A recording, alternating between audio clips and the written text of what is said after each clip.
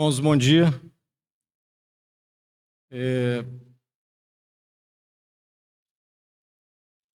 Muito do que eu pretendo falar aqui tem uma conexão com o que o irmão Mateus nos trouxe nas duas primeiras sessões, do compartilhar dele, nos 3 últimos domingos. Mas então a gente não combinou nada, do que ele ia falar, nem do que eu ia falar. Eu já estou trabalhado nesse esboço.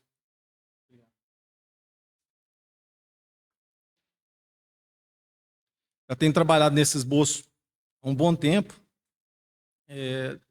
E aí, entrando nesse capítulo 16, que a gente esperava, eu acho que no final do ano passado, a gente conversando, a gente ia passar assim, rapidamente por Romanos 16, nós achamos que não tinha muito que se explorar de Romanos 16. Nós já estamos, acho que quase um ano em Romanos 16.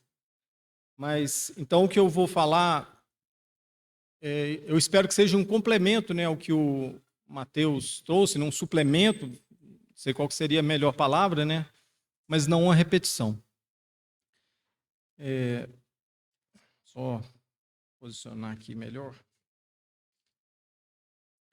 Então, Romanos 16.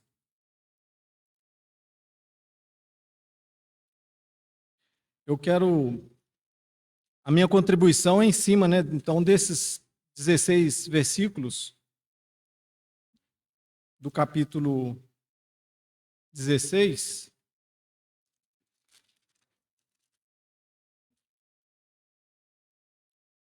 Que essa relação aí de recomendações e saudações do apóstolo Paulo. E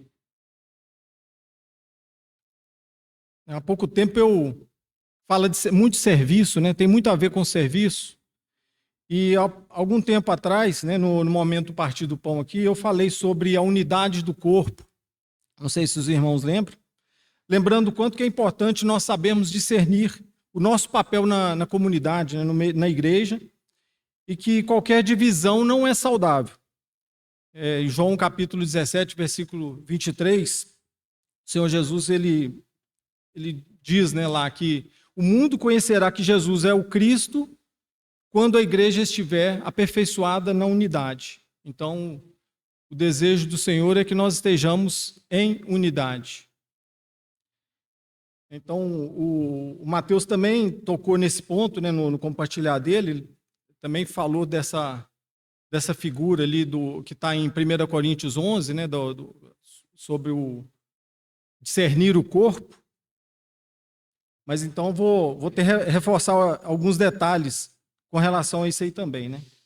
Nós precisamos entender que para um corpo funcionar bem, cada parte precisa exercer um serviço ou uma função, não em prol de si mesmo, mas em função do corpo. Desde o menor órgão, a menor célula, até o maior órgão. Cada um dessas partes precisa executar uma função não para si mesmo, mas para o corpo. E é um desafio, em meio a essa diversidade que nós temos aqui como organismo, como corpo, diversidades de personalidade, de temperamentos, nós conseguirmos ser uma unidade. Mas esse é o desejo do Senhor e a nossa missão, nós buscarmos agradar a Deus, servindo ao corpo e assim sendo aperfeiçoados por Ele em unidade. Lá em Efésios, no capítulo 4, no versículo 1, Paulo ele usa a expressão andar de modo digno. Os irmãos lembram lá, Os jovens têm estudado Efésios, nós temos aprendido muito com essa carta. E aí no capítulo 4, quando ele fala, ele começa falando, andar de modo digno. Aí lá nos versículos 11 e 12 ele fala, Paulo diz que Deus concedeu dons aos homens para aperfeiçoamento dos santos e para que o corpo seja edificado. Está lá, o Mateus também nos lembrou disso aí. Esse texto ele tem essa conexão com 1 Coríntios 11. O capítulo o capítulo 11 de 1 Coríntios, ele começa falando de divisão entre os irmãos. E aí, lá no versículo 27, ele vai falar aqui sobre o comer e beber indignamente. Então, o versículo lá, o 27, vai falar assim, né? Quem comer do pão ou beber do cálice indignamente é culpado do corpo e do sangue. Ou seja, ambos esses textos, né, tanto de 1 Coríntios quanto lá de Efésios, né, eles estão nos mostrando a importância da unidade do corpo. Né? Por essa razão, irmãos, é que os nossos dons, né, os nossos talentos, eles não são para proveito individual, muito menos para promover divisão, mas para edificação do corpo. Então, o meu encargo, irmãos, é encorajar, né, aqueles irmãos que ainda não servem, né, de maneira alguma, a buscarem entender a bênção que é servir e também encorajar aqueles que já servem, né, a fazê-lo com mais excelência ainda. E para isso, né, nós vamos usar como base esse capítulo 16 da Carta aos Romanos. Amém? Vamos orar mais uma vez. Senhor, nós sabemos, ó Deus, da nossa incapacidade, ó Deus, da nossa dificuldade ao falar em público, ó Deus, ao tentar transmitir algo, ó Deus, mas o Senhor é poderoso, é o Senhor quem nos capacita e nós queremos também declarar a nossa dependência do Espírito Santo do Senhor, para que possa agir agora, Senhor Deus, em nós e através de nós, Senhor Deus, para que o Senhor fale profundamente aos nossos corações, Senhor Deus, e que essa palavra ela possa de fato, ser poderosa na vida, ó Deus, dessa comunidade, Senhor. Nós oramos em nome do Senhor Jesus. Mas então aqui o capítulo 16, ele começa nos 2 primeiros versículos, já com a quebra de paradigma. O Pablo, quando falou alguma coisa desse texto, ele citou essa palavra, né, paradigma, quebra de paradigma. Né? Mas por que tem uma quebra aqui de paradigma? Porque, primeiro, que Paulo, esse paradigma também é uma quebra de um estigma, né, de que o cristianismo prega o machismo, ou de que os cristãos são machistas. Né? Paulo já começa mencionando uma mulher, Febe. Vamos ler aqui, né? Recomendo a nossa irmã Febe, que está servindo a igreja de Cencreia, para que a recebais no Senhor, como convém aos santos, e a ajudeis em tudo que de vós vier a precisar, porque tem sido protetora de muitos e de mim, inclusive. Então, nós podemos entender, né, que o serviço dessa irmã de Febe, ela extrapolava, né, ali as reuniões, né, ia além do âmbito das reuniões. E ela também se tornou uma missionária, né, que aqui Paulo está recomendando ela aos romanos, né, então ela provavelmente sairia de Cencreia e iria para Roma. Então essa irmã, com certeza, ela prestou um grande serviço ali para aquela comunidade, para aqueles irmãos. E aí é só uma conjectura, né, minha. Eu tenho a impressão que Febe é, inclusive, a portadora dessa carta. Né? Ele está encomendando os irmãos, Febe, e parece, então, que é Febe que está levando essa carta para os romanos. É só uma conjectura. Né? E aí, um detalhe aqui com relação a Febe, né, que a palavra usada aqui, aqui na minha versão, fala assim, né, no versículo 1, está servindo a igreja em Cristo. Tem tradução bíblica que fala que ela diaconisa na igreja. Diaconisa na igreja em Cencreia. E porque a palavra aqui usada no original, de fato, é a palavra que nós traduzimos como diáconos. E tem no Novo Testamento, nós temos pelo menos 5 palavras para descrever a palavra servo, que é utilizada. Cada uma tem um significado, uma aplicação diferente, mas aqui Paulo usa essa que é a mesma aplicada em 1 Timóteo, no capítulo 3, né, lá no versículo 8, quando começa a falar das atribuições do diácono, né, da qualificação do diácono. O fato é que o serviço de Febe ele foi muito importante, irmãos, que ele chamou a atenção de Paulo. Né? Tem uma irmã servindo no nosso meio, eu sei o nome dela, eu sei o valor que essa irmã tem e eu tenho notado essa irmã. Ainda que tenha sido mais simples do serviço que essa irmã tenha realizado, né, mas Paulo, né, mesmo sendo Paulo, né, que ele, com tantas preocupações, com tanto encargo para o serviço para a igreja, ele teve a capacidade de perceber, né, e valorizar essa irmã. Aí no versículo 3 e no 4, né, também nós temos outra quebra de paradigma aqui, porque é citado Priscila e Áquila. Vamos ler aqui, né? Saudai Priscila e Áquila, meus cooperadores em Cristo Jesus, os quais, pela minha vida, arriscaram a sua própria cabeça, e isto lhes agradeço, não somente eu, mas todas as igrejas dos gentios. A quebra de paradigma aqui, porque é citado o nome da mulher antes do nome do homem. Antes do nome do homem. Ficou meio cacofônico, né? Mas é isso mesmo. O fato é que o serviço mencionado aqui é o de cooperação. Também não vou entrar nesse detalhe de cooperação, porque o Mateus muito bem, né, trouxe para nós.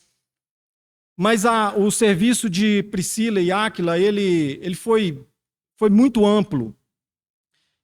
Lá em Atos, né, capítulo 18, é mencionado que após Paulo ter conhecido Priscila e Áquila, ele foi morar com eles. Eles abrigaram Paulo, porque eles tinham o mesmo ofício. Os irmãos depois quiserem confirmar lá, né, em Atos 18, eles fabricavam tendas. Era o mesmo ofício de Paulo. E com esse comum chamamento, né, para o reino do Senhor, eles aproveitaram todas essas peculiaridades e trabalharam juntos, e Paulo foi hospedado por eles. Mas também Priscila e Áquila, eu acho que eles estavam muito atentos a tudo, a todo o movimento, a questão da palavra no meio deles, e eu entendo que eles supervisionavam, de certa forma, a questão da palavra no meio dos irmãos ali na igreja. Tanto que quando Apolo, ele que pregava a respeito de Cristo, né, está lá também nesse texto, né, mas ele só conhecia o batismo de João. Então, Priscila e Áquila acolhem Apolo e eles o instruem melhor acerca do caminho de Deus. Né? Também os irmãos podem conferir isso lá depois. E outro mérito de Priscila e Áquila é o fato deles terem arriscado a sua própria cabeça, como diz aqui no versículo 4, né?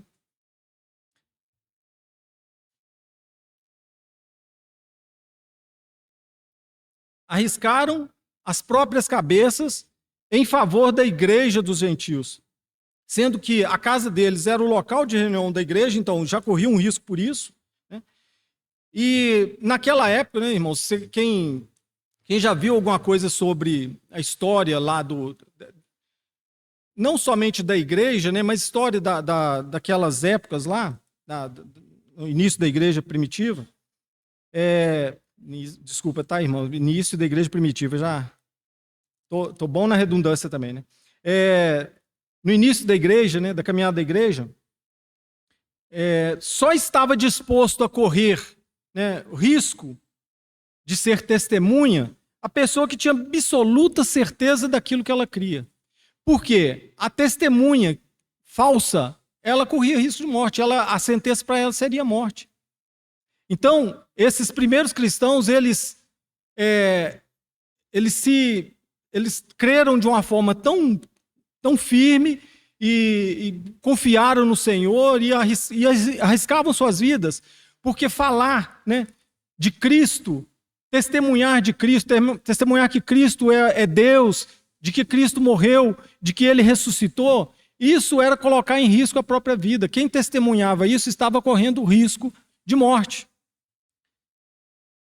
Depois nós também podemos falar um pouco a respeito disso aí, né, na hora quando a gente mencionar outros irmãos aqui. Mas aí depois, na sequência aqui, nós temos a questão dos outros irmãos, né, e os seus serviços prestados, que Paulo está aqui honrando, né, está trazendo essas saudações. No versículo 5 fala de Epeneto. Saudai igualmente a igreja que se reúne na casa deles, aí ainda é uma continuação, né, do versículo 4. Saudai meu querido Epeneto, primícias da Ásia de Cristo, para Cristo. Pelo que eu pude pesquisar, Epeneto foi a primeira pessoa da Ásia que aceitou a Cristo, que reconheceu a Cristo como Senhor e Salvador, né, que foi salvo. Primeiro convertido a Cristo. E certamente, né, por ter sido ele o primeiro, ele ajudou muito ali o trabalho missionário de Paulo. No versículo 6, fala de Maria. Saudai Maria, que muito trabalhou por vós. Nós não sabemos se essa Maria aqui, não achei nenhuma referência, se é uma das Marias que é citada lá nos Evangelhos, que é citada em Atos, eu não sei. Mas o fato é que essa Maria citada aqui, ela trabalhou muito. E Paulo reconheceu isso. Já no versículo 7, está falando de Andrônito e Júnias. Saudai Andrônico, ou Andrônito, parece que tem uma diferença de algumas traduções também, né? E Júnias, meus parentes e companheiros de prisão, os quais são notáveis entre os apóstolos, e estavam em Cristo antes de mim. Companheiros de prisão. Então, o companheirismo, ele é algo que é muito abençoador. E é um serviço muito importante, muito especial, né, no nosso serviço. E Paulo aqui, então, está lembrando de Andrônito e de Júnias, ou Andrônico e Júnias, por eles terem sido companheiros dele na prisão. E também um detalhe aqui, que eles eram notáveis, não somente Paulo, mas os outros apóstolos também viam os serviços desses irmãos.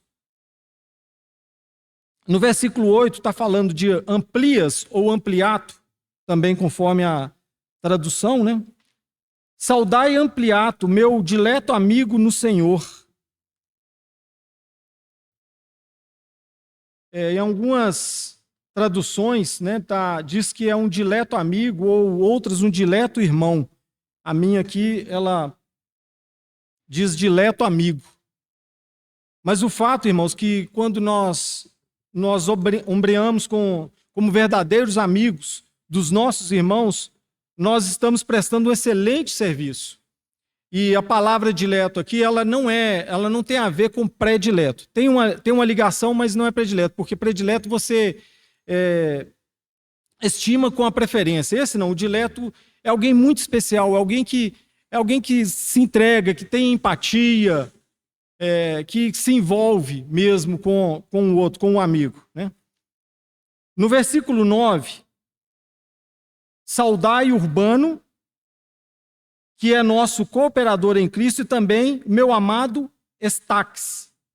Então, aqui no versículo 9 está falando de Urbano e Estaques, amados cooperadores, e também, né, deixo com o que o Mateus já falou, né, sobre cooperação.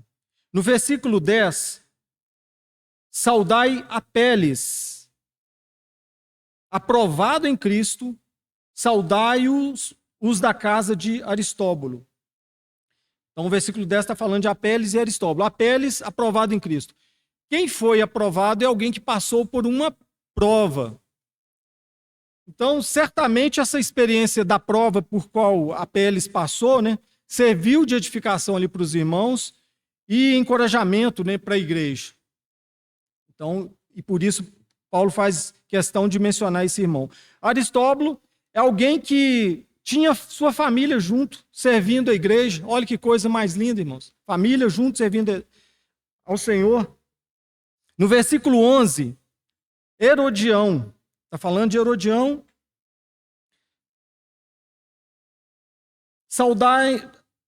Desculpa, irmãos. Versículo 11. Ah, tá. Eu pulei um aqui, peraí. Urbano, no versículo 9, que é o nosso cooperador. Ah, sim, já falei, desculpa. Também, né, sobre a cooperação. Saudai Apeles, no versículo 10, e Aristóbulo, como já mencionado. E no versículo 11, Herodião. Saudai-os da casa de Narciso, que estão no Senhor. O versículo 11, então, cita Herodião e Narciso. Herodião é um parente, né? Às vezes a gente tem um certo preconceito contra parente, né? Mas Paulo tinha um parente junto com ele, que entendeu, né, o chamamento de Paulo e ele creu, né, naquilo que Paulo pregava e estava junto com ele, caminhando ao lado de Paulo. Narciso é também alguém que tinha sua família junto, servindo a igreja. Aqui fala os da casa de Narciso, eu posso inferir que está se falando da família de Narciso. No versículo 12, está falando de, provavelmente, que 3 irmãs, né, de sangue. Saudai Trifena e Trifosa, as quais trabalham no Senhor. Saudai a estimada Pérside, aliás, são 2 irmãs, né, e uma terceira pessoa, que também muito trabalhou no Senhor. Mulheres que se dedicaram arduamente ao trabalho do Senhor. Paulo reconhecendo essas irmãs. No versículo 13, fala de Rufo, eleito no Senhor, e igualmente a sua mãe, que também tem sido mãe para mim. O Pablo mencionou num dos compartilhares dele aqui sobre essa expressão que Paulo usou aqui sobre a mãe, sobre a questão da maternidade. Então também os irmãos, eu deixo com o que o irmão trouxe com relação a isso aqui, não é o foco aqui, mas Rufo, né, falando de Rufo, esse Rufo aqui provavelmente era um dos filhos de Simão Cirineu. Os irmãos devem lembrar lá de Marcos 15, quando fala que um certo Simão Cirineu carregou a cruz do Senhor, né? Lá fala que um dos filhos dele era Rufo. Né? Então, Rufo ele pode ter sido uma testemunha ocular da crucificação, ou então ouviu do pai dele, né, as histórias a respeito de Jesus. E certamente, né, ele contou isso, ele deu esse testemunho para Paulo, para os irmãos ali, e isso contribuiu muito, né, para o encorajamento dos irmãos. E mesmo ele sabendo de todos os riscos que envolvia, ele vendo ou sabendo da crucificação de Jesus, da perseguição ali aos discípulos, ele ainda se manteve firme na fé, né, e estava ali servindo a igreja. E isso impressionou Paulo. No versículo 14, está falando de Ansícrito, Flegonte, Hermes, Pátrobas e Hermas. Provavelmente membros de uma mesma família, né? Aqui, 14. Saudai Ansícrito, Flegonte, Hermes, Pátrobas, Hermas e os irmãos que se reúnem com eles. Provavelmente membros de uma mesma família, e esses irmãos abriam, né, a casa deles para as reuniões da igreja, né? Para também estar servindo a igreja. Irmãos, quantas bênçãos recíprocas advêm da hospitalidade, né? A pessoa que abre a sua casa para receber a igreja, para receber os irmãos, ele abençoa os irmãos e ele é muito abençoado também. E aí no versículo 15, está falando de Filólogo, Júlia, Nereu e sua irmã e Olimpas. Provavelmente também eram generosos e hospitaleiros irmãos, né? Versículo 15. Saudai Filólogo, Júlia, Nereu e sua irmã, Olimpas, e todos os santos que se reúnem com eles. O segredo desses irmãos citados nesse capítulo 16, irmãos, é que eles creram de fato no Evangelho, né? Eles expuseram suas vidas, né? Eles se colocaram em risco iminente, né? Abrindo mão da sua cultura, né? Das tradições, né? Essas coisas poderiam lhes garantir, né, segurança, conforto, segurança, mas certamente muitos desses irmãos que são citados aqui, né, eles foram criados ali na cultura greco-romana e eles, por conta disso, né, muitos deles provavelmente foram consagrados àquelas divindades, né, das duas culturas, né? Tanto que os nomes, eles nos indicam um pouco isso, né? Mas se eles tivessem mantido na sua cultura, na sua tradição, eles estariam tranquilos. Mas ao crerem, eles colocaram sua vida em risco, né? E eles sabiam que estavam sujeitos a sofrer por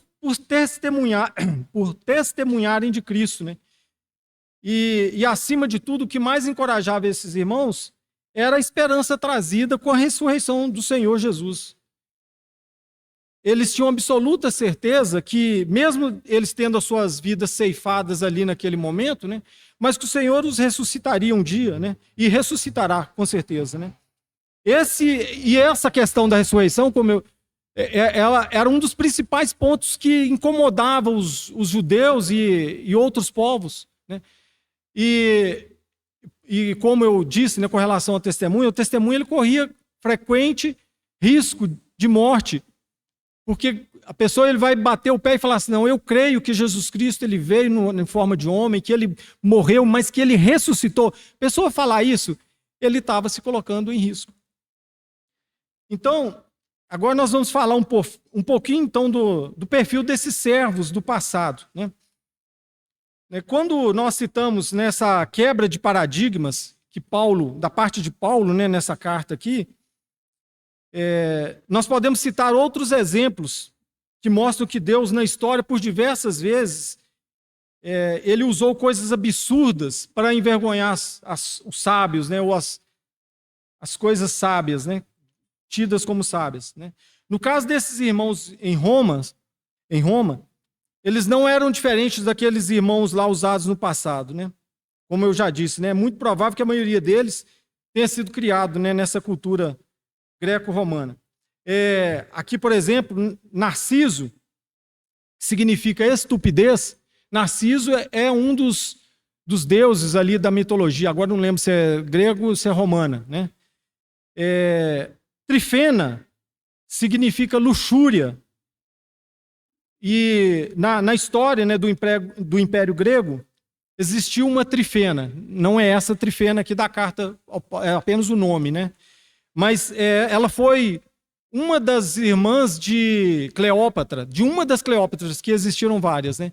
E essa trifena, na história, ela mata a própria irmã para ela assumir o posto dela. Então, quem sabe essa trifena aqui também, quando nasceu, ela foi dada esse nome em homenagem a essa outra trifena. Né? A trifosa significa vivendo com luxo. Hermes e Hermas quer dizer arauto dos deuses. E se refere, ambos os nomes, né, têm o mesmo significado, né, se refere ao deus romano Mercúrio. Também lá em Atos, né, nós temos uma expressão disso quando eles falam de Paulo e de Barnabé. Né. Então, irmãos, são esses os tipos de pessoas que o Senhor colocou ao lado de Paulo para servir a igreja. Né. Nós costumamos, então, chamar isso de paradigma, né? Mas tem um irmão falecido há pouco tempo agora, chama Timothy Keller. Ele tem um livro dele que ele chama isso, né, essa quebra de paradigma, de o caráter subversivo de Deus. Olha que interessante. Ele mostra que Deus ele inverteu a lógica das coisas. Né? Ele criou um reino de ponta cabeça, pelo menos na expectativa humana, né? Ele usou homens e mulheres que ninguém queria, pessoas a quem todos desprezavam. A tradição terrena era de que o mais velho herdasse os bens do pai, mas Deus escolheu o mais novo. Né? Como exemplo, nós temos Abel ao invés de Caim, Isaac ao invés de Ismael, Jacó ao invés de Esaú, Moisés ao invés de Arão. Então, né, continuando, né, a tradição terrena valoriza as mulheres bonitas e férteis. Mas o Senhor usou Sara, já idosa, ao invés de Agar. O Senhor usou usou Lia, que não era atraente, em vez de usar a Raquel, que era bela. Usou Ana, a mãe de Sansão, que eram mulheres estéreis. Diversos exemplos, né, irmãos? Tem mais, Deus usou Tamar, que enganou o sogro e teve relações com ele. Usou Raabe, uma prostituta. O Senhor usou Ruth, que era uma estrangeira, pagã. Usou Batseba, que era esposa de outro homem e adulterou com Davi. Deus usou pessoas, irmãos, que aos olhos culturais eram moralmente, irracionalmente, socialmente marginais. Portanto, irmão, não importa o seu nome, seu sobrenome, seu passado, sua origem. Caso você se disponha, irmão, o Senhor ele irá te usar a serviço do seu reino. E você será uma bênção na vida de pessoas e na igreja. Principalmente na igreja, irmãos. Eu vou falar um pouquinho aqui sobre o serviço na nossa Assembleia, né? Então,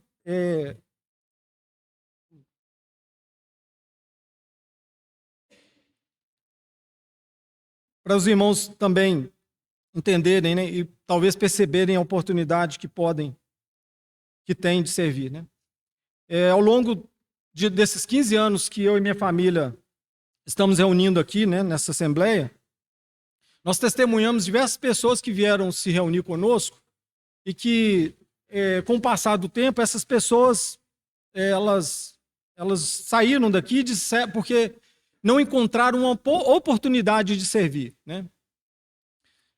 E talvez, irmãos, muitos desses irmãos, talvez muitos irmãos que estão aqui hoje também, né, têm esse sentimento, né?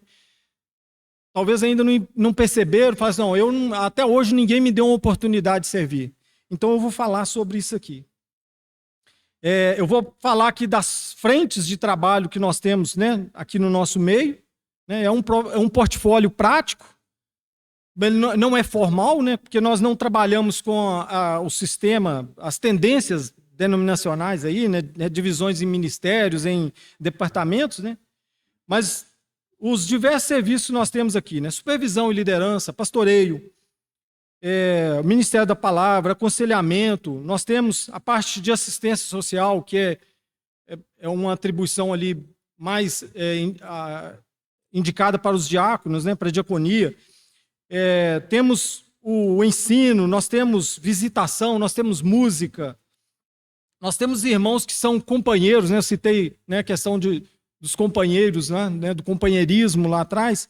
Né? Nós temos irmãos que têm esse encargo, né, de serem companheiros, de acompanhar irmãos, leva o irmão para o hospital, faz companhia para o irmão em casa enfermo. Né? Então nós temos esses irmãos, nós temos irmãos que por não terem um tempo por conta de suas inúmeras atribuições, mas são irmãos que se dedicam à oração, que lembram de orar pela Assembleia, lembram de orar pelos outros irmãos individualmente. Né? Nós temos irmãos que nos servem de forma logística, né? Com seus carros, com a força, né, do braço, quando tem alguma coisa que precisa, né, essa movimentação. Né? Temos irmãos que têm um encargo para evangelismo e missões, serviços esses que nem sempre visam a igreja local, né, mas visam essa igreja universal do nosso Senhor. Né? Temos a parte de representação legal, né, que nós temos aqui uma associação criada com o CNPJ para nos representar diante do governo. Né? Então nós temos irmãos que servem nesse serviço. Né? Tem irmãos que servem na contadoria ou nas finanças, né, que controlam essa parte. Irmãos que fazem, né, a conferência ali dos gastos, né, para aprovar ou não aprovar, né, o relatório financeiro. Então nós temos irmãos que servem, né, nessa parte. Esses irmãos são reconhecidos, eles têm o nome deles arrolados numa ata, está lá no cartório, mas os demais serviços nossos, nós não temos uma relação de membros, onde, esse irmão que faz isso, nós não temos isso. Esses serviços, irmãos, geralmente, né, a demanda surge, né, e aqueles irmãos que estão atentos, né, ele tendo o encargo para fazer aquele serviço, ele se apresenta. Né? Alguns desses serviços aqui que eu mencionei aqui, são ordenanças bíblicas, e por isso ele precisa de um reconhecimento, né? Como o caso do presbitério, da diaconia. Né? Mas a maioria não. E aí a gente observa, né, ali o testemunho do irmão, né, a motivação e a disposição dele para realizar aquela tarefa, e ele se envolve, e aí começa-se de uma forma bem natural, né? E quase sempre, irmãos, esses serviços também eles são invisíveis, né? Pois, como eu já disse, né, não há uma escala formal, né, e esses serviços, né, muitos deles, são realizados fora do horário das reuniões, né? Quando nós chegamos aqui, nós já encontramos tudo pronto, as cadeiras, né, nesse dispositivo, né, a mesa posta, forro, os elementos do partir do pão aqui, os instrumentos montados. Quando nós temos almoço lá em cima, né, alguém chega lá e organiza lá a cozinha, né, o refeitório. Então, esses serviços às vezes são feitos em momentos extra-reuniões e às vezes a gente nem tem noção de quem fez. É provável que tenha aqui alguém que não saiba quem que é o irmão que chega mais cedo aqui, que abre esse local, que organiza as cadeiras. É provável que tenha alguém que não saiba, né? Então eu aconselho a quem acha que não tem a oportunidade de servir, né? Encontre um desses irmãos, né? Converse com ele, pergunte para ele como foi a forma que ele se envolveu nesse serviço e como que foi lhe dada a oportunidade, né? Certamente nenhum desses irmãos ficaram sentados, né, no banco esperando essa oportunidade surgir, né? Eles envolveram, né, com a comunidade, né, com os irmãos e começaram a servir. E eu vou falar então agora sobre os desafios de servir. Não é fácil. Tem um irmão, ele se chama Warren Wiersbe. Ele é um pastor batista e conferencista lá americano. E ele tem uma frase dele muito interessante que ele diz assim, que o serviço cristão implica invadir um campo de batalha, não um jardim. Então, o primeiro desafio que tem quem serve é de conviver com críticas e oposição, né? Eu li um relato num outro livro, não é dele, né, sobre C.S. Lewis. O livro não é dele, é de outro irmão, mas ele cita, né, esse episódio com C.S. Lewis, que logo após ele ter se convertido, ele frequentando ali as reuniões, ele ficava incomodado com um dos irmãos que tocava no louvor, porque o irmão era meio desafinado, não sei se ao tocar o instrumento, se ao cantar, né? E aquilo incomodava muito ele. Mas aí um dia o Senhor falou o coração dele e ele mostrou para C.S. Lewis quem ele era. E ele se viu totalmente indigno de nem sequer limpar as botas daquele irmão. Isso fez toda a diferença para C.S. Lewis, né? Então, irmãos, certamente, né, nós vamos enfrentar situações parecidas no nosso meio, né? Aqueles que têm um ouvido mais aguçados, né? Provavelmente nós temos irmãos que têm o ouvido absoluto aqui no nosso meio, né? Eles vão ouvir talvez em algum momento um desafino, né? Algum instrumento que entrou fora do lugar, uma voz que entrou fora do lugar, né? O volume um pouco acima do que a sensibilidade permite. Mas, então, esses irmãos eles precisam exercer, né, mais misericórdia, porque nós não temos aqui entre nós, né, músicos profissionais. Cada um desses irmãos que servem aqui, eles também precisam tocar as suas vidas, né, ter o seu trabalho secular para ganhar o pão de cada dia deles. E eles não são remunerados para esse serviço. Então, cada um dá manutenção no seu instrumento, né? E eles também não dispõem de muito tempo para estarem juntos ensaiando, né? Então, é um grande desafio para aqueles que servem, né, conviver com as críticas e oposições, né? E o problema de quem critica ou se opõe é que, às vezes, ele faz isso com muita dureza e sem misericórdia. Não importando se está ofendendo aquele que está servindo. Então, quem serve precisa ter muita paciência para não recuar. As críticas mal colocadas, muitas vezes, elas são maldosas e são grandes desestimuladores, né, para aqueles que estão servindo.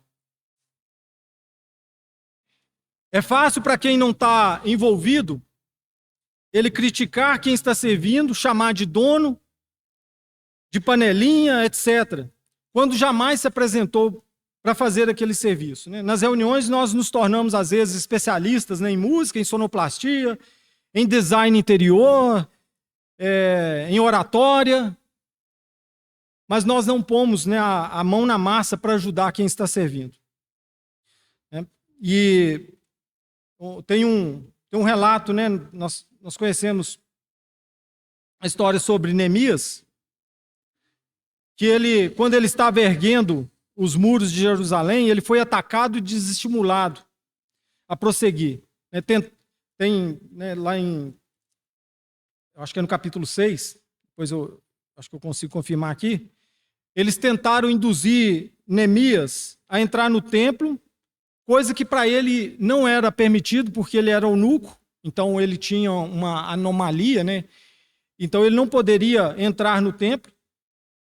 Mas como Neemias, ele conhecia a lei, né, e por crer verdadeiramente no Senhor, ele resistiu até o fim. Tudo aquilo que eles estavam fazendo com ele era para desestimular Neemias a prosseguir com aquela obra. Né? Quem não está fazendo determinado serviço deve ter, então, cuidado de criticar. E se tem sugestão, né, que faça isso com respeito, com temor. E quem serve precisa exercer diariamente a sua resistência e a sua resiliência. Por fim, irmãos, sobre os desafios de servir, né, nós reafirmamos que todo serviço ele tem que ser feito para a glória do Senhor, né, e para a edificação da igreja. Né, isso é fato.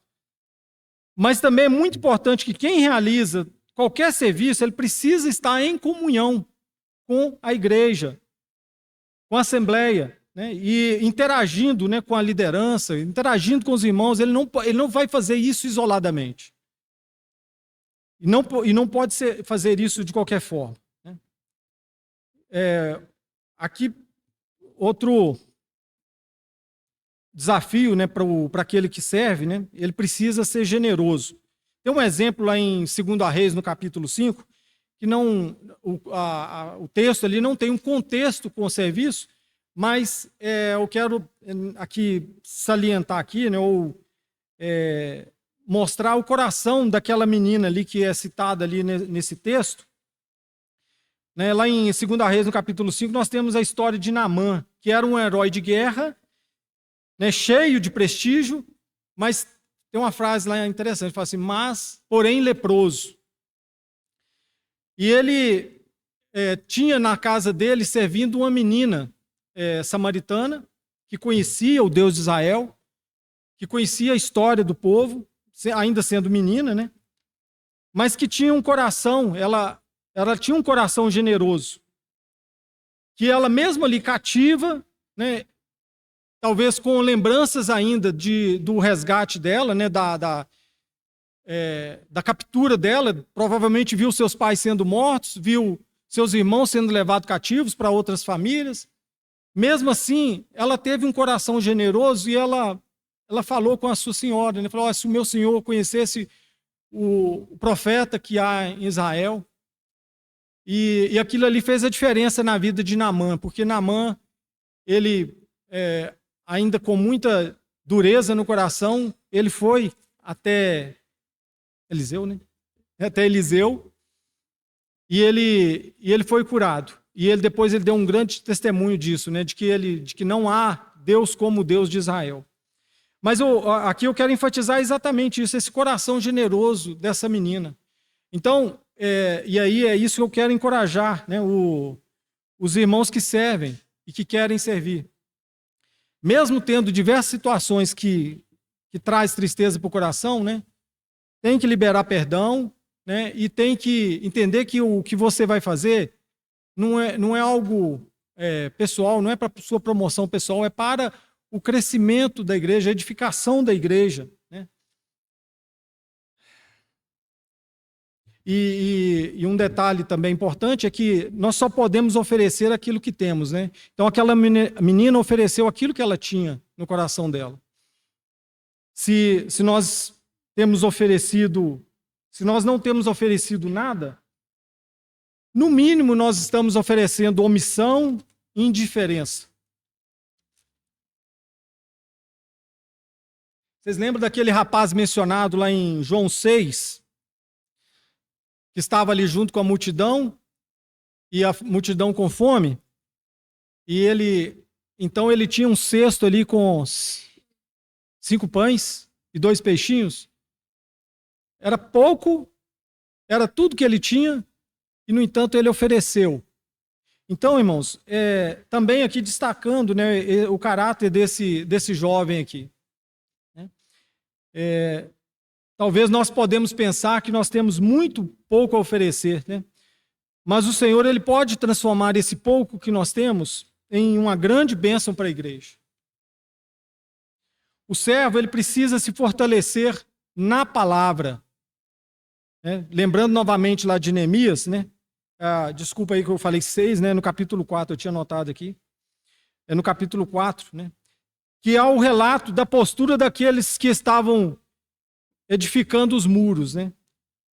Eles transportavam material e faziam o trabalho com uma das mãos, e com a outra eles seguravam uma arma.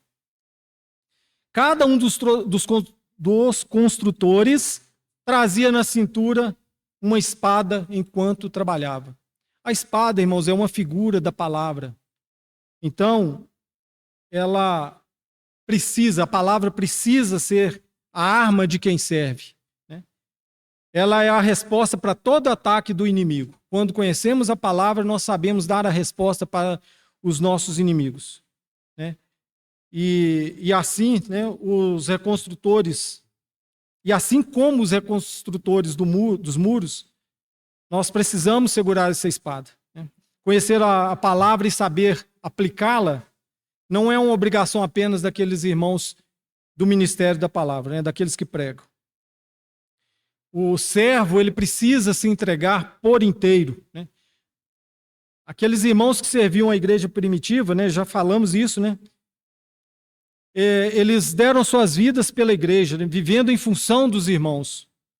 E literalmente sendo mortos, né? Muitos deles foram mortos naquela ocasião. Iniciou-se ali, naquele período ali, uma grande perseguição e muitos cristãos foram mortos, inclusive crucificados. E Paulo também, ele em 1 Tessalonicenses, no capítulo 2, ele tem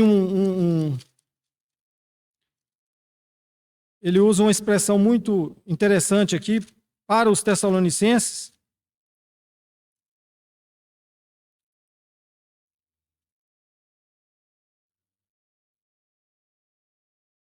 Assim, querendo-vos muito, estávamos prontos a oferecer-vos não somente o evangelho,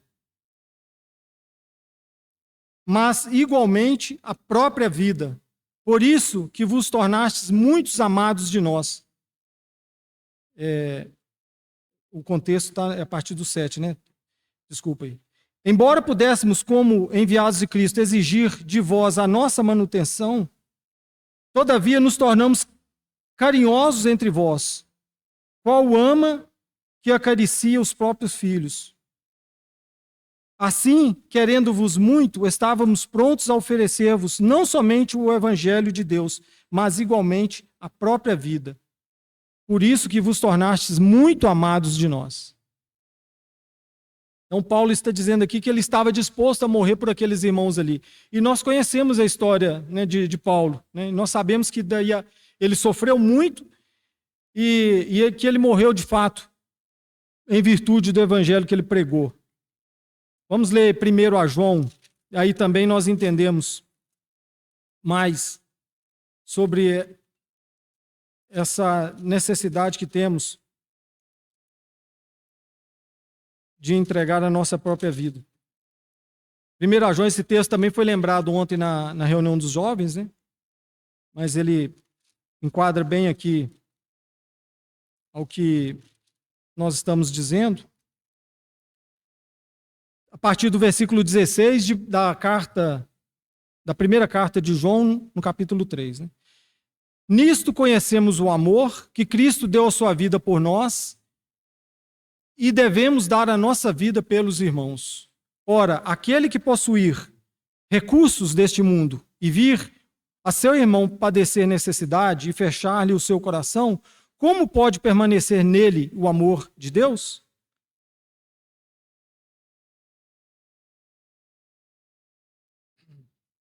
Naquela meditação do Partido do Pão que eu mencionei aqui, né? Também tem a ver com aquilo que o Mateus trouxe, né?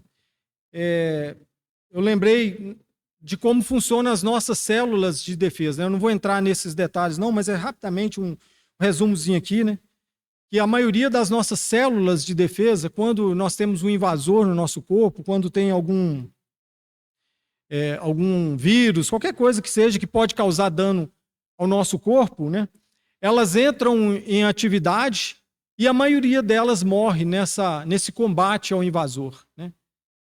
Então, irmãos, para nós aqui, né, nós temos conhecimento de pessoas pelo mundo afora que têm morrido por conta do Evangelho.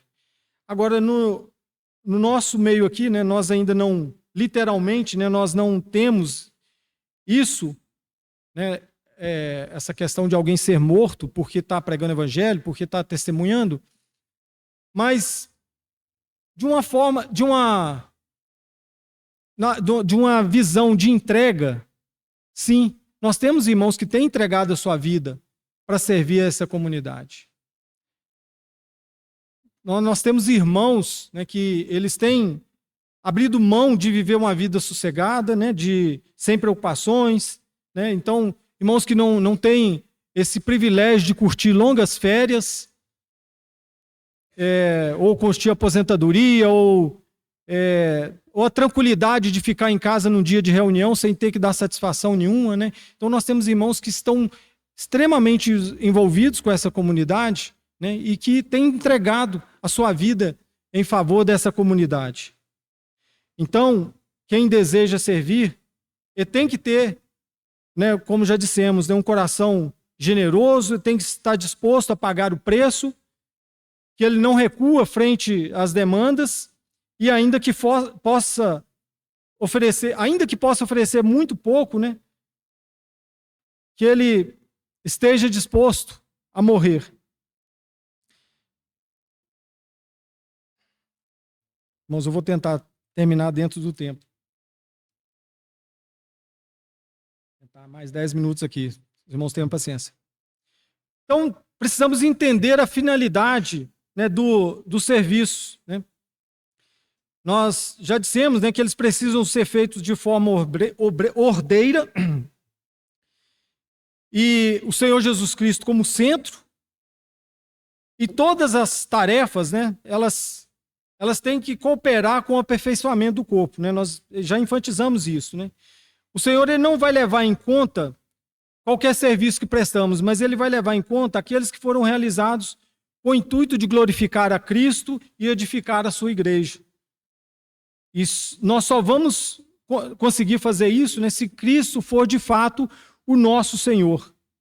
O ser humano, ele está sempre debaixo de um senhorio, né? Não importa o quanto nós pensemos, né, que somos livres, mas o tempo todo nós estamos debaixo de um senhorio.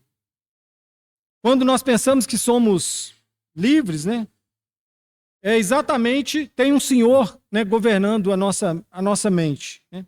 No mínimo é o velho Adão.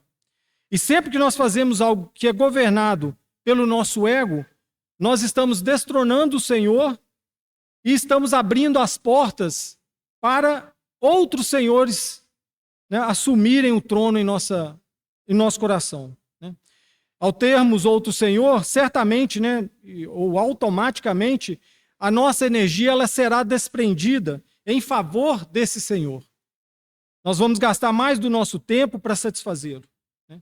Diversas vezes nós já ouvimos aqui sobre os tipos de coisas que podem assumir o senhorio nas nossas vidas, né? Como exemplo, o entretenimento, né? Entra aí os jogos, os filmes, seriados, redes sociais, etc., né? O lazer, o trabalho, o conforto do lar, a família, o carro, qualquer outra coisa que a gente desprenda energia, né, para atender aquilo, isso está se tornando senhor na nossa vida. E quando a gente faz isso, né, quando isso se assenhora da nossa mente, nós estamos destronando o Senhor e deixando de glorificar a Cristo.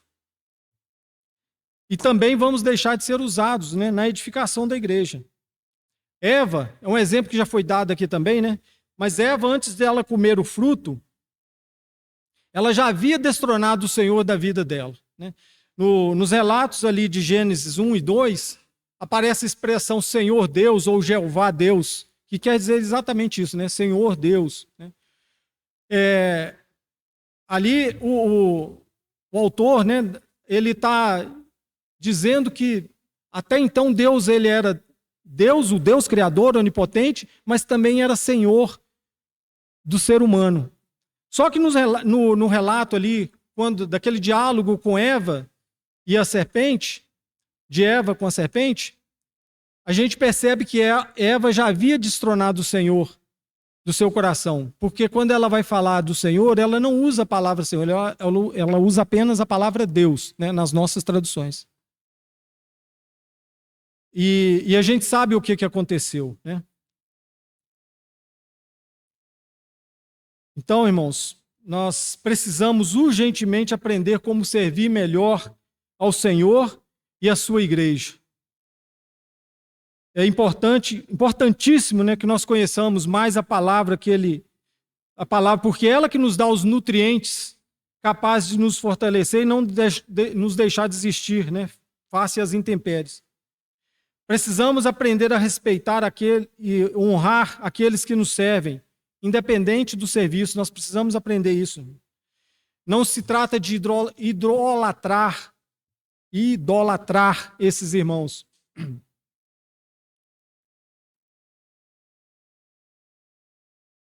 Ou colocá-los, né, num patamar acima, né? São homens e mulheres sujeitos às mesmas tentações e ataques do inimigo. Por isso, precisamos também orar continuamente por eles, por todos os irmãos que servem. Se por um lado, né, devemos servir também sem almejar reconhecimento público, né, como já dissemos, por outro lado também é muito importante que nós saibamos reconhecer aqueles que nos servem, como temos dito agora, mas uma das formas que nós temos de honrar esses irmãos que nos servem é aceitar o serviço que esse irmão pode nos oferecer, né? Vou dar um exemplo aqui, né? Digamos que alguém tenha uma necessidade, né, e entre os irmãos há um que tenha a capacidade e boa vontade para ajudar essa pessoa. Então, por que não aceitar essa ajuda? E nós temos pessoas, né, felizmente, que não sei se é por orgulho, se é timidez, que não aceita, prefere buscar ajuda de outras maneiras, né? Ao invés de buscar entre os irmãos, de confiar nos irmãos, né? E o Senhor, então, ele criou, né, o ser humano dependente, né? Os seres humanos foram criados dependentes uns dos outros, né? E isso tem um propósito, né? Essa dependência ela é benéfica para o ser humano, em vários sentidos, né? E quanto a esses benefícios, né, podemos citar sobre o servir, né? Temos um dos benefícios é a lei da semeadura. Gálatas 6, rapidamente.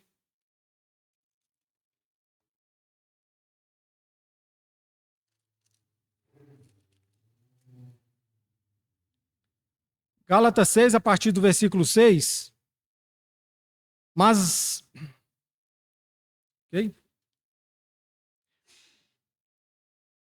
aquele que está sendo instruído na palavra, faça participante de todas as coisas boas aquele que o instrui.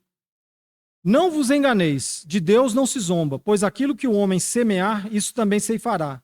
Porque o que semeia para a sua própria carne, da carne colherá corrupção, mas o que semeia para o Espírito, do Espírito colherá vida eterna. E não nos cansemos de fazer o bem, porque a seu tempo ceifaremos, e não desfaleceremos. Por isso, enquanto estivermos oportunidade, façamos o bem a todos, mas principalmente aos da família da fé. Um outro benefício também, irmãos, também é uma coisa divina, né? É que é o físico emocional, né? Porque tanto a pessoa que pratica uma boa ação, quanto a pessoa que recebe aquela boa ação, e até quem presencia, né? Há tempo atrás alguém mandou um vídeo falando sobre isso aí, num dos nossos grupos aí, né? Quando há esse ato de bondade, né? De uma boa ação, todas as pessoas envolvidas, o seu cérebro, né, ele descarrega no sangue, na corrente sanguínea, uma quantidade enorme de hormônios do prazer e do bem-estar, né? Entre eles nós temos a oxitocina, deixa eu ver se eu acho aqui, e a serotonina. Tem vários outros, né? Mas esses são os principais, né? Que traz essa sensação de bem-estar, de coisa boa. Ao contrário também, né, de quando nós vemos uma cena ruim ou vemos uma notícia ruim, nós temos o nosso organismo descarrega adrenalina, outros hormônios que são tóxicos para o nosso organismo, né? Mas então isso não é uma coisa divina, irmãos, o que o Senhor fez, né? Quando a gente pratica algo de bom, a gente tem no nosso corpo algo de bom, um evento muito bom acontece no nosso corpo, no corpo de quem presencia e daquele que é servido, né?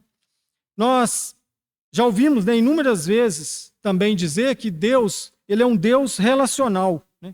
E quando nós vemos a história do povo de Israel e da igreja, vemos diversos exemplos de ordenança do Senhor para que seus filhos se relacionassem servindo uns aos outros, né? O Senhor, através da lei, ele estipulava que os israelitas suprissem aos levitas e aos sacerdotes com seus dízimos e ofertas. E que todo o povo de Israel, né, ele fosse cuidadoso, que ele cuidasse das viúvas, dos órfãos, dos estrangeiros, né? O Senhor Jesus também, em certa ocasião, né, nós mencionamos aqui do menino com os pães e os peixes, né?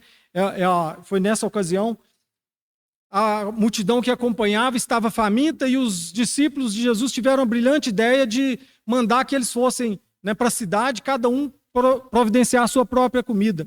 Mas o que o Senhor disse para eles? Esse relato está em Marcos 14, e em Marcos 6 e Mateus 14. O que o Senhor fala para os discípulos? Dai vós a eles de comer. Então, essa fala de Jesus, ela era para ensinar. Ela era essa preocupação do Senhor em servir, em cuidar das pessoas, mas também de ensinar os seus discípulos a servirem. Então havia um propósito ali educacional, né?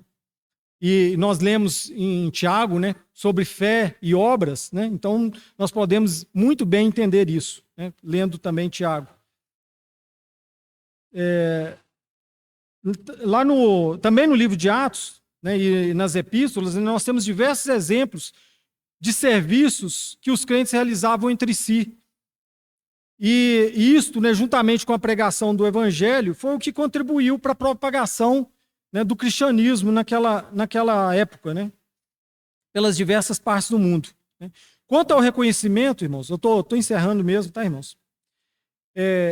Nós temos também instruções bíblicas, né, nós temos diversos importantíssimos exemplos na palavra, né? Em 1 Tessalonicenses, no capítulo 5, os irmãos não precisam de abrir, eu vou ler aqui.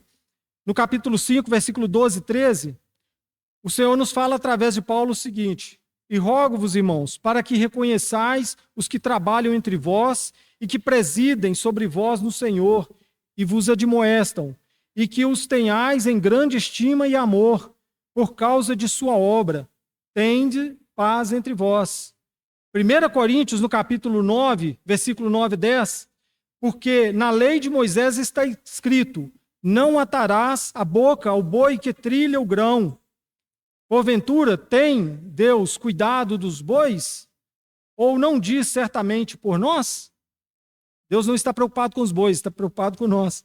Certamente que por nós está escrito: porque o que lavra deve lavrar com esperança, e o que debulha deve debulhar com esperança de ser participante. 1 Timóteo, no capítulo 5, versículos 17 e 18. Os presbíteros que governam bem sejam estimados por dignos de duplicada honra, principalmente os que trabalham na palavra e na doutrina. Porque diz a Escritura, não ligarás a boca ao boi que debulha, e digno é o obreiro de seu salário. Irmãos, isso não quando Paulo ele se recorre à lei, ele não é que ele está querendo trazer a lei para ser praticada, não. Isso é uma questão de princípio. Então, quando está lá tem certas palavras no Antigo Testamento que são princípios, ele é para ser aplicado, né? É diferente da lei, né? E eu aqui também não estou legislando em causa própria, né? Mas é uma questão, como já disse, né, de princípio, porque se for aplicado, irmãos, isso é sinal de bênçãos para nós, individualmente e coletivamente, né? Graças ao Senhor, né, os irmãos aqui que nos lideram, né, eles tiram sustento de seus trabalhos seculares, né, e não dependem das nossas ofertas para sobreviverem. Mas nós temos um exercício a fazer, né, porque se nós não temos talvez essa preocupação, né, mas nós podemos dar essa duplicada honra a esses irmãos, tendo eles, né, em grande estima e amor, né, como a palavra também nos orienta, né? E nós só vamos conseguir isso, irmãos, se nós estivermos em comunhão com esses irmãos, conhecendo a pessoa que eles realmente são, a limitação de cada um e até mesmo suas necessidades, né, que nem sempre são materiais. Por fim, irmãos, eu vou encerrar lembrando que a Bíblia, né, lá no início, ela narra que o homem, ele inicia a sua história servindo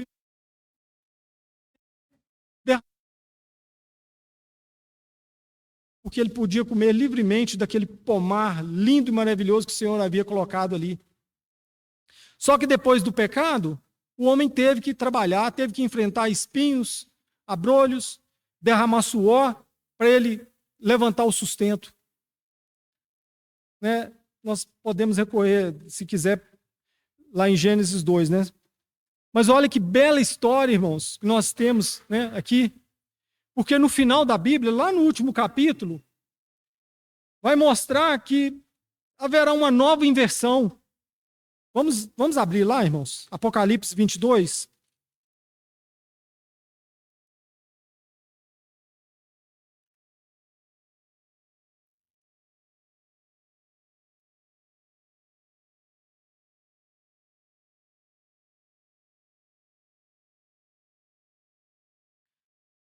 A partir do 2.